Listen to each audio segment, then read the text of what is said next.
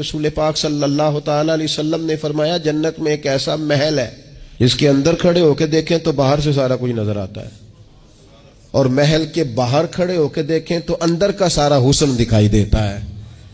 تو حضور توجہ دلاتے تھے تو صحابہ میں شوق پیدا ہوتا تھا، یا رسول اللہ کس کو ملے گا؟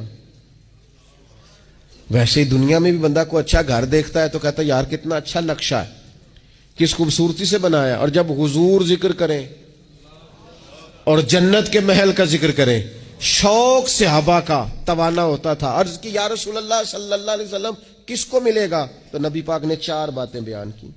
فرمایا ایک وہ بندہ جو اچھی بات کرے، وقولوا للناس حسنا، لوگوں سے اچھی بات کہے، وہ ہمیشہ معاشرے میں بری خبریں ہی دینے کا عادی نہ ہو، لوگوں کی عیب جوئی ہی اس کا مزاج نہ ہو، اچھی بات کرے۔ اور دوسرا رسول پاک نے فرمایا کھانا کھلائے، اہل ایمان کی دعوتیں کرے، اور تیسرا فرمایا کثرت سے روزہ رکھے، اور چوتھا فرمایا جب لوگ نیند کے مزے لے رہے ہو نا تو یہ اٹھ کر اپنے رب کی عبادت کرے۔